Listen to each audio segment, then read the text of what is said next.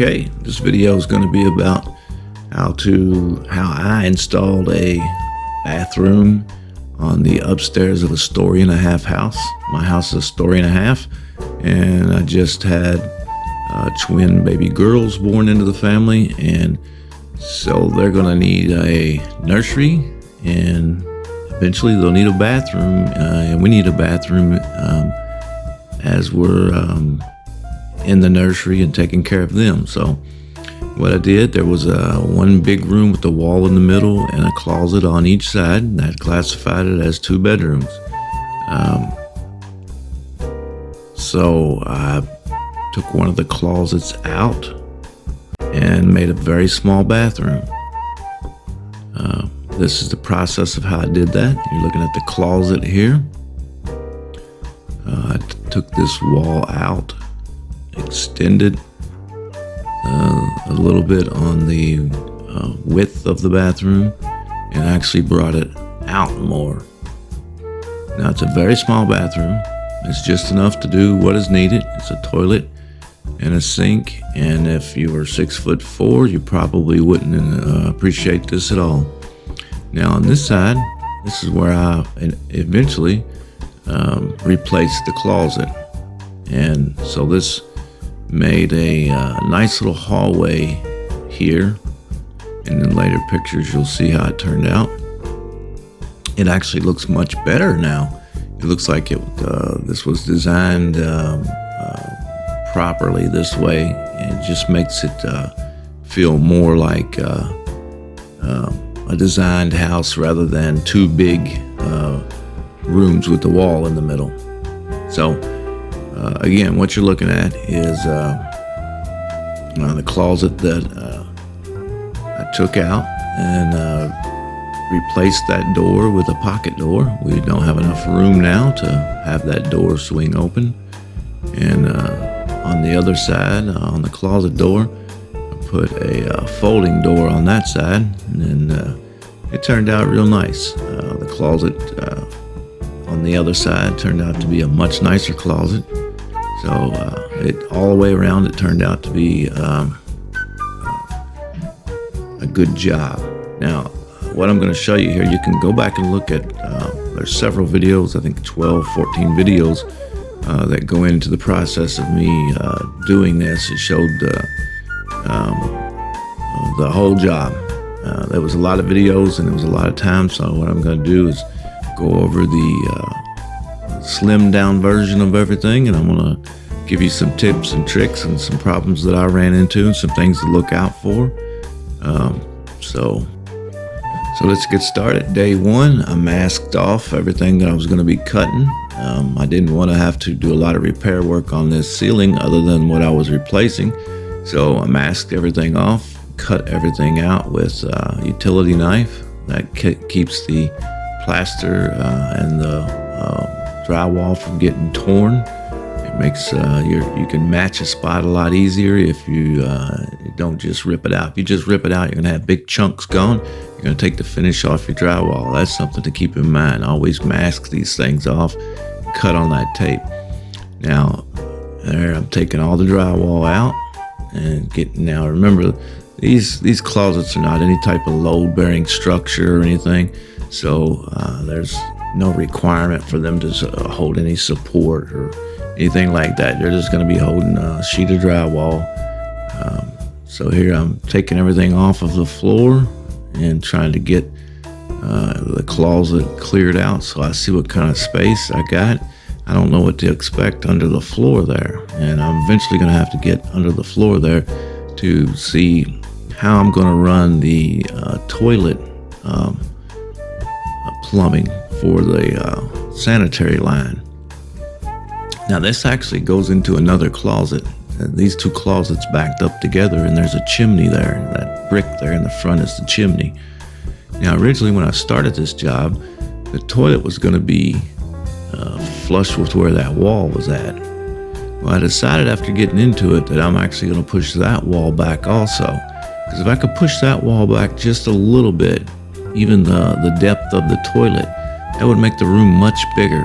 So what I did was take that wall out also, and I'm going to push it back just enough for the toilet to sit there. I'm going to leave the chimney brick exposed. That wasn't the original plan, but I thought it would give the room a nice texture, a nice feel. So I cleared the drywall off of the chimney, and we're going to try to dress it up. And I'm going to push that back wall there, the back of the other closet. I'm going to push it back about 24 inches. What that will also do, that'll line me up with the floor joists. And the floor joists I need lined up so that my sanitary line will run inside. That's something you have to look out for. You have to make sure that you place your toilet in a spot that you don't have to go across your floor joists, ceiling joists. So I purposely put the toilet exactly where it would be in the center of the floor joists, so that I could just run along inside that space and go down to the sewer line. Now, the sewer in this house is in the basement. It's about 3 foot up off the basement floor. Now, there's already a boxed area that has the mechanicals that go up to this upstairs space. So the fresh air vents run through a box that was boxed in. So if you're in the room that it's in on the main floor, it just looks like a wall, but it's actually a boxed in area that had the mechanicals run from this room all the way down to the basement. That's how we get access to the water and the electrical. It just gives a good route for these things to run. So at this point, I'm re-drywalling the ceiling here. I had already replaced all the drywall in this room. Now I didn't do the closets, and now that I took these walls out and the wall is going to be moved, it would have to be redone anyway. So now I'm using 1/4 inch drywall. There's no reason to use anything more in this small area. I'm not worried about any type of sagging or anything like that. I'm not worried about weight. Just that hole there is going to be a light. That's going to be a inset light, a LED, directly over the toilet. The way you have an option of just turning that light on rather than the light over the sink. And I've decided that is where I'm going to replace the wall. So I literally just used all of the lumber that was the previous wall. I just moved it out, and I'm going to put it right back in. Now, this area is pretty small, so I have my drywall sheets in this room, which doesn't give me a lot of room to work with. And remember, measure twice and cut once. I have found that to be such an important thing, and many times I get it wrong anyway. If you watch any of my other videos, I'll tell you I'm not a carpenter. I'm terrible at measuring and angles. I do it. I think most people can do it and could do it. I do it. A lot of times I make mistakes because my measurements are wrong, and I just do it again. It's aggravating, and I wish I was a better carpenter, but I'm not. So you'll see some of my work that I miss on measurements and have to redo. I'm just not a good carpenter, and I'll admit that. So here we're going over the wall. I'm just sheeting over 1/4 inch drywall to get a good smooth finish, a good smooth new finish. There's really nothing wrong with the drywall behind it.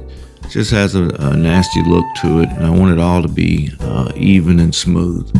So I'm just going to replace this whole area all the way through the other closet. with a new sheet of 1/4-inch drywall. Yeah, now here's the key. Now this house was built before there was a lot of standards, so you're not always on 16-inch centers. They're everywhere. Your 2x4s, they can be anywhere. And sometimes they're not 2x4s, they're strapping, or they're 2x8s or 2x6s. This house was built before there was a lot of that good standards put into place. So what I do is try to locate the studs before I put the sheeting on, and make sure that I mark it on my new drywall to give me a good idea of where to put the screws. And even at that, I get a lot of misses. Also, these houses are out of square. You can't find a square wall, you can't find a square stud, and the wood is warped and bent, and so that's an issue. That's an issue. You just have to keep going. Also, think about these old houses. If it was a fairly decent build house, this house has a lot of oak in it, and oak is really hard on modern tools. Old oak, I guess, as it ages, it gets really strong, and it can cause issues with your tools. I burn up a lot of the homeowners marketed tools. The Ryobi you find at Home Depot and Lowe's. The regular consumer tools just don't seem to be built for working with this on this level and with this type of wood. I've burned up a lot of these tools working with this material.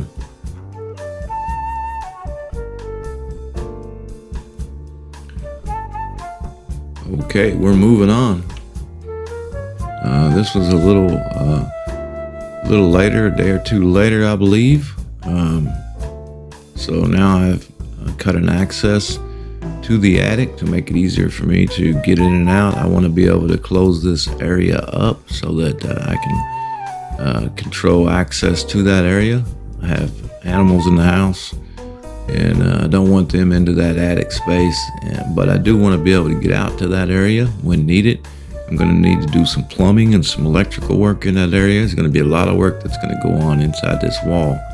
So that's another thing to think about when you're, if you're going to do a project like this. Make sure where you're going to have access to your electrical, and you want to make sure how your plumbing is going to run and where it's going to run.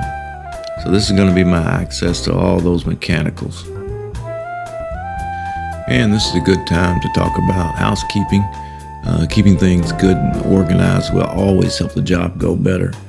I was trying to reuse some of these building materials, so it was urgent.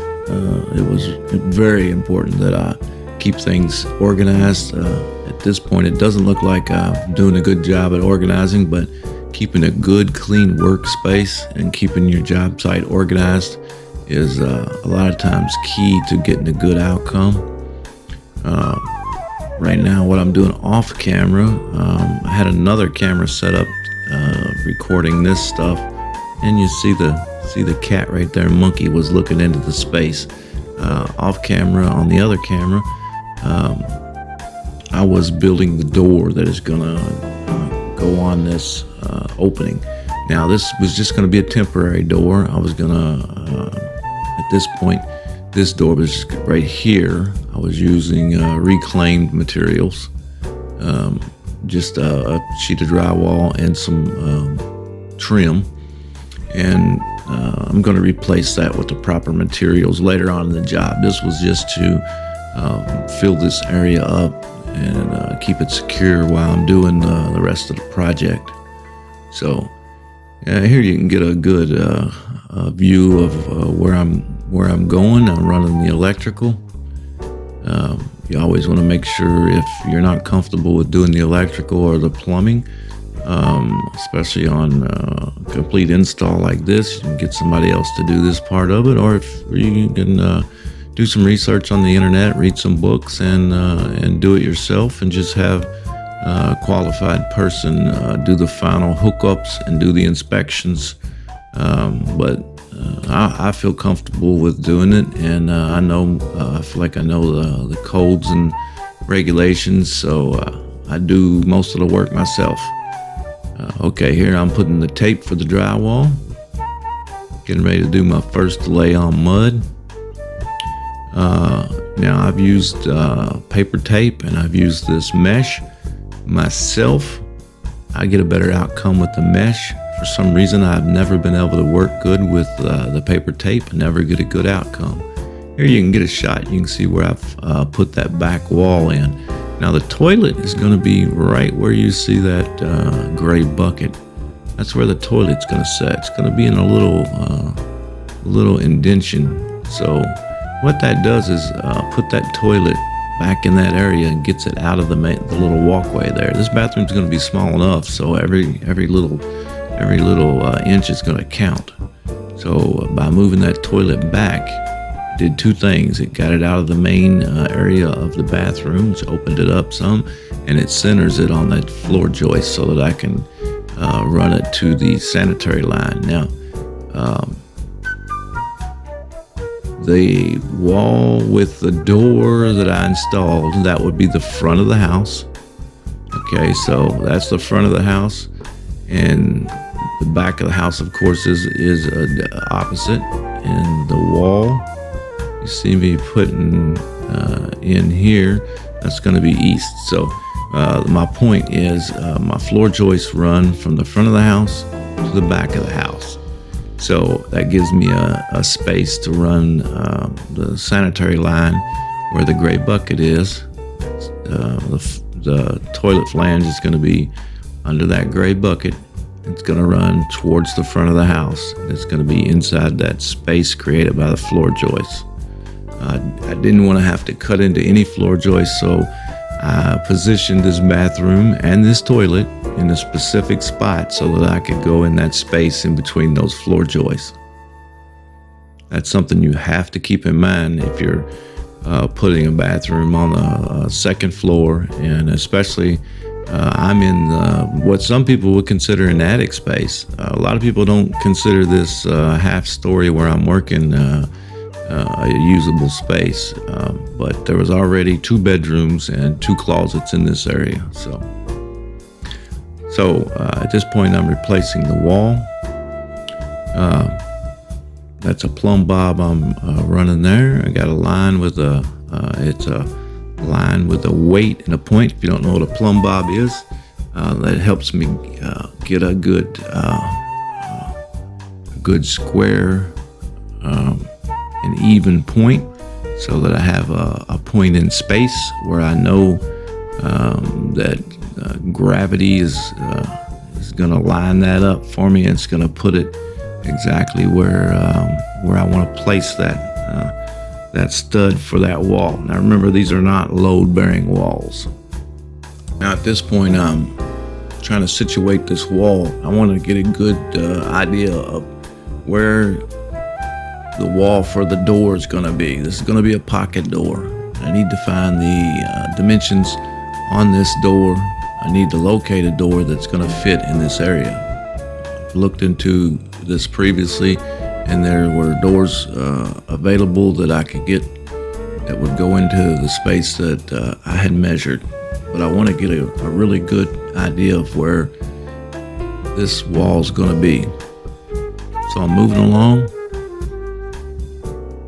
At this point, I'm cutting some scraps up, trying to reuse every piece that I'm gonna make, and this is part of that door that I'm placing so that I can seal that area off real good. Now again, this is a temporary door. Here in a little while you'll see that I have to get into this attic space. This is where all the like I said earlier, this is where all the mechanicals are. So I'm still trying to get that space so that I can close that up real good. Remember, it's important to keep your work area clean and organized, and this was another part of that.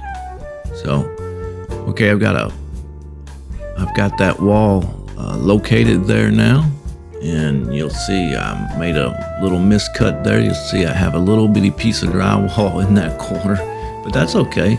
Drywall can be worked with, and you use mud, and as you learn to work with drywall, you can hide a lot of stuff.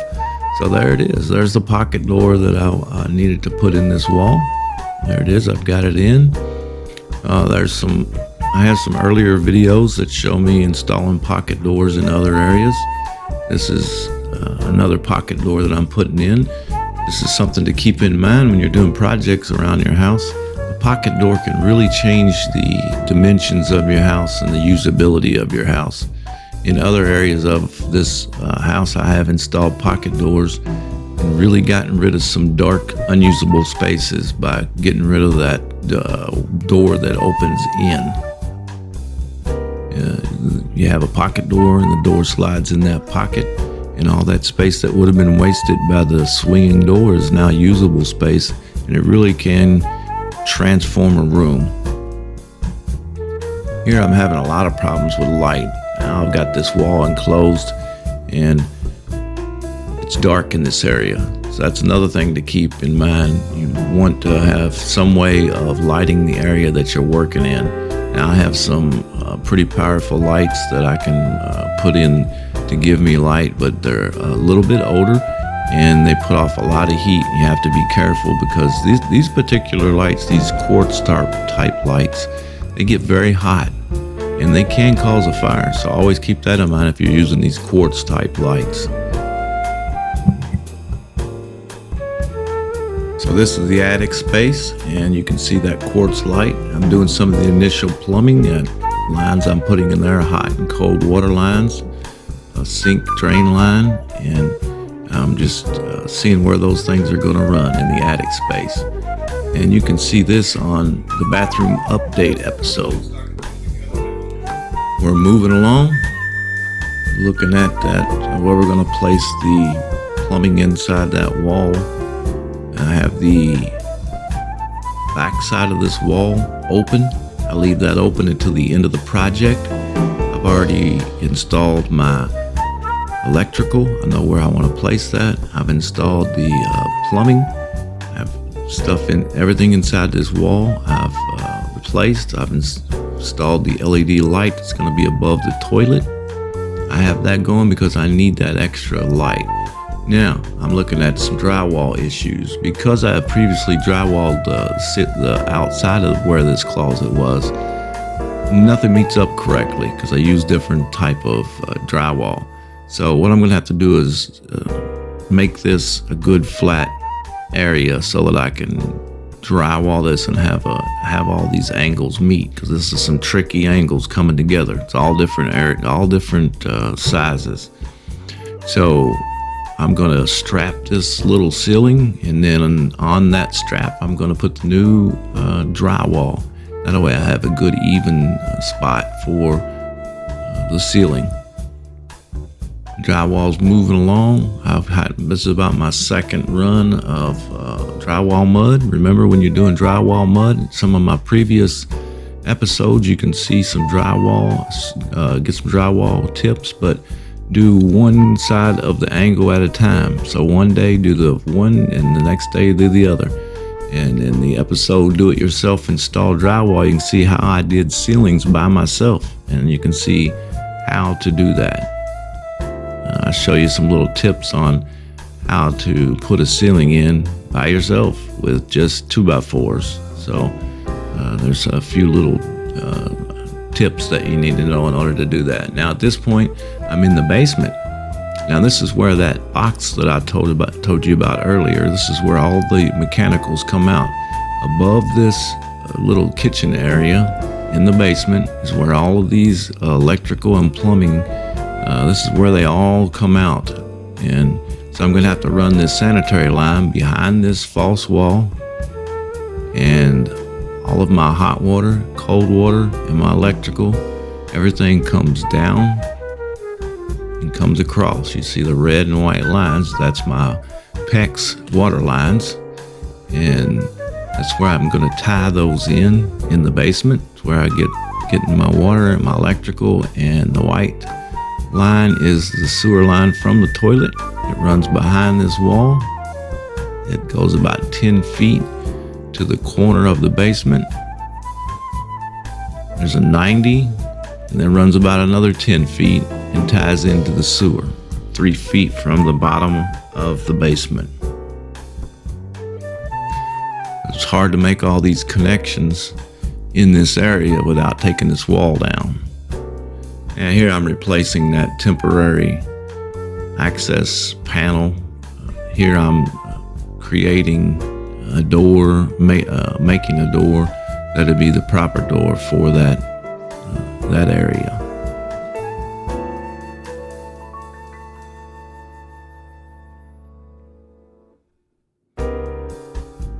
Okay, we're moving along with this project. We're gonna get the rest of the nursery painted, get it cleaned up. Still haven't completed the bathroom, but I'm moving along and trying to make some progress in the meantime. At this point, I'm waiting on some materials. The rest of the room is painted and making some progress. Some things that have to be completed other than the bathroom. And the other side of the nursery, there's the other room. I'm stripping it out, getting it ready for re-drywall this top to bottom. And in this area, redo the ceiling, the walls, cover this whole area with 1/4 inch drywall and resurface it and repaint it so that it matches up good with new completed bathroom.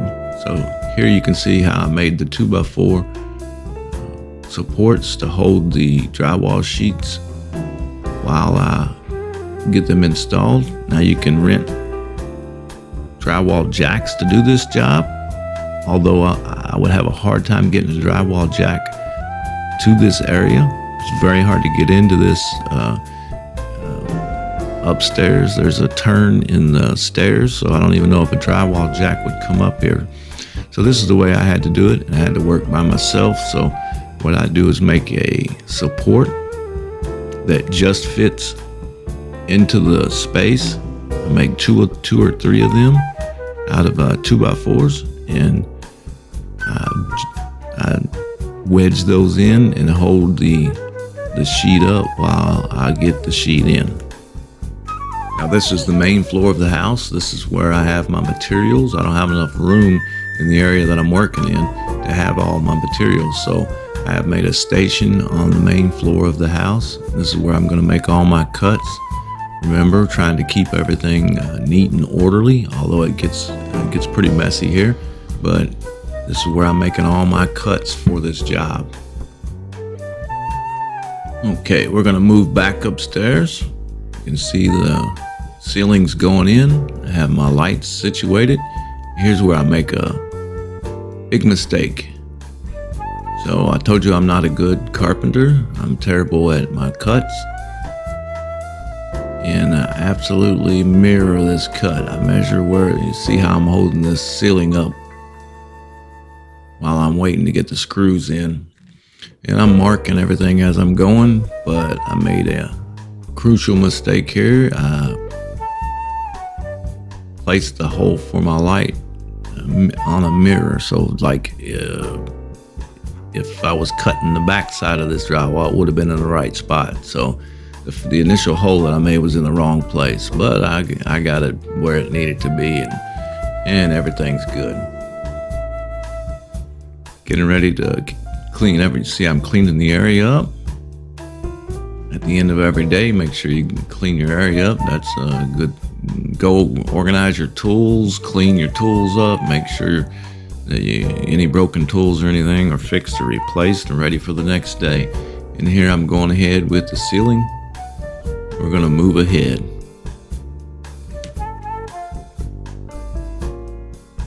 So we got the drywall on. We've got all of our sheets on. I'm going to lay the first coat of mud. Remember, don't do both angles on the same day. See, I'm doing the bottom up part of the angle, putting the mud on one side. Tomorrow I'll put mud on the other side. I'll let it dry overnight. When you're doing this for yourself, you can do that. I don't know how the professionals do it, but remember, that's the way I do it. That's what this channel is about, showing you how I do these things, and you can decide to do them that way or not. That they work for me. Here I'm getting my first coat of mud on all the areas. Put the corner bead on. That's a corner bead is a piece of metal that goes on the corner of drywall. If you don't know what that is, go back and watch some of my videos on drywalling. I got that on, and I'm going ahead with the mud.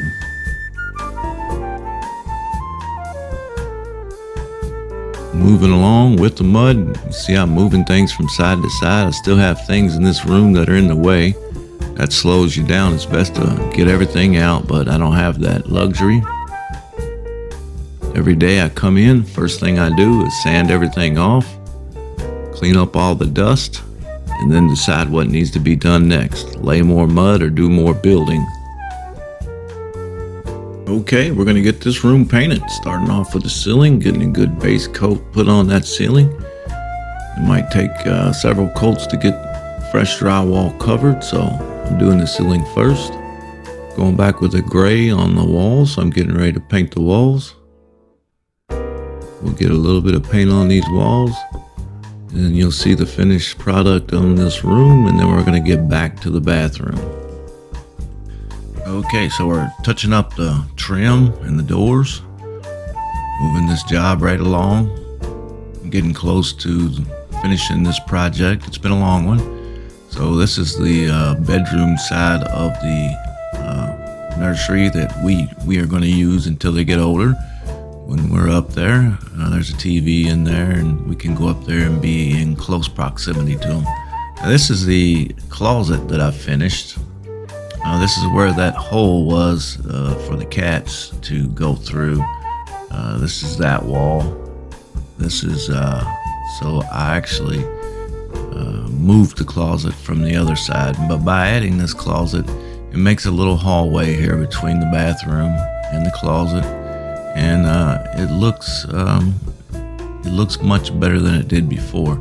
Instead of one big room with the wall in the middle, it now looks like it's an actual floor plan. So there's that door that I rebuilt, and here's the bathroom.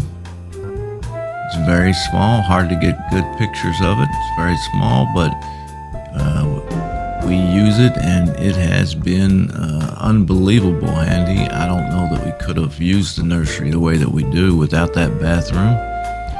It's been very important. It's worked out really nice.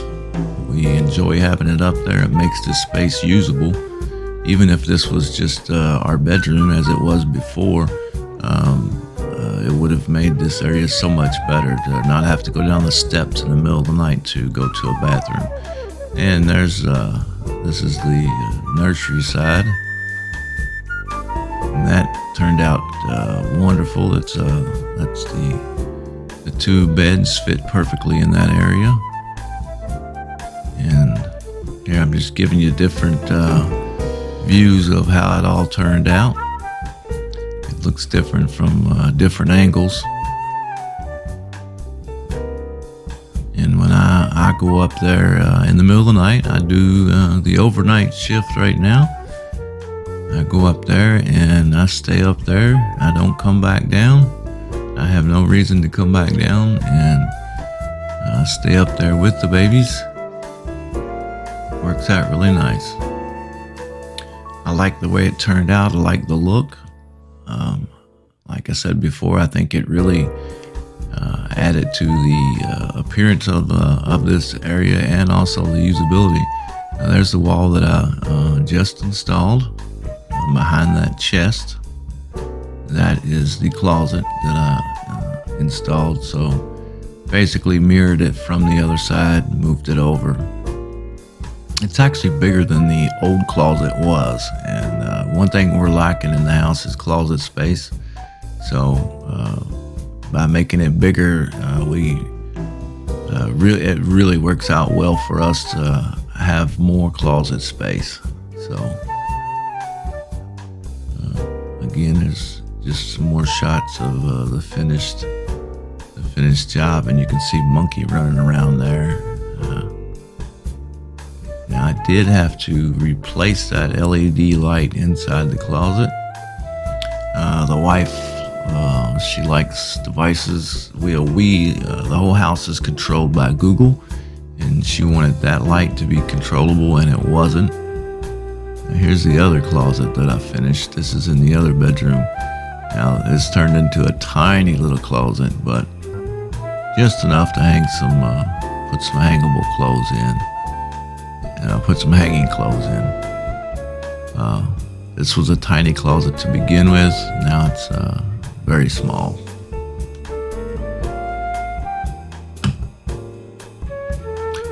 And that's gonna do it for this episode. I hope this video has given you a few tips, maybe some ideas, and shown you that you can do these projects. I'm not a good carpenter and I'm not a professional, but I can do these things by doing a little bit of research, doing some reading, practicing.